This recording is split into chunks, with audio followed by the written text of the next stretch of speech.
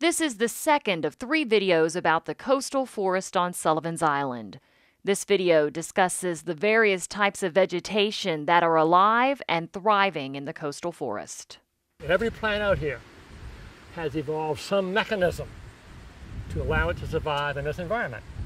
The coastal forest on Sullivan's Island is a natural wonder full of various types of vegetation. Each stage of the land, from the dunes to the mature forest to the wax myrtles, is an interesting dynamic of nature species that have evolved together for decades.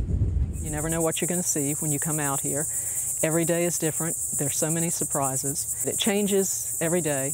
And it changes in each phase of the forest and with every season. In the fall, the vegetation turns to a golden rustic color. The wetlands take on a pink hue, while the sweetgrass turns to a beautiful shade of purple. In the summer, the tall trees, as well as the waist-high shrubs, are at their greenest. Springtime brings blooms to the hundreds of species living in the 190 acres of land. This plant right here is coastal morning glory.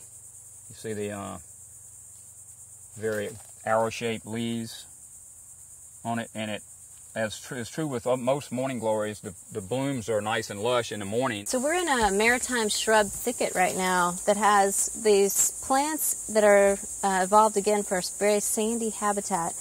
We've got the dune catbrier. This is a great young live oaks that are starting to grow, some of the more salt-tolerant dry species. And the shrubs and everything have grown up around that and are really stabilizing the beach system.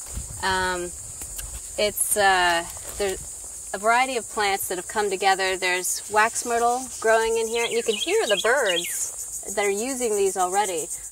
Other types of vegetation thriving throughout the coastal forest include the beach pea, the dune camp horweed, the false foxglove, the seashore mallow, the Mexican fire plant, the spotted bee balm, the wax myrtle, the pepper vine, the southern cattail, the baccharis, and the sugarberry.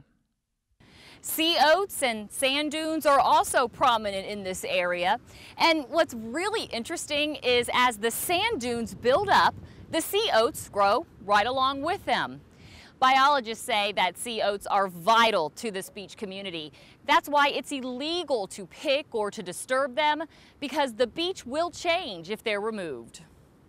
The various types of native vegetation play an important role in the survival of this maritime ecosystem and to the organisms, insects, and animals that live there.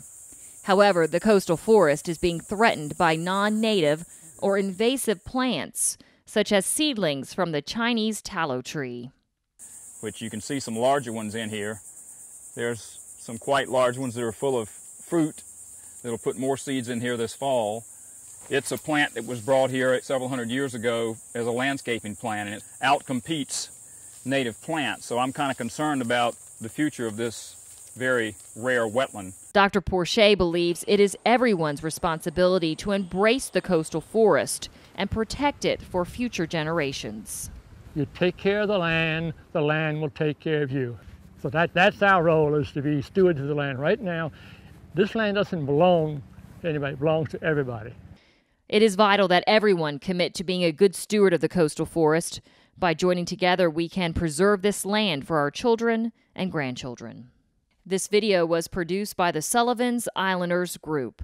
Learn more about the group at www.sullivansislanders.com.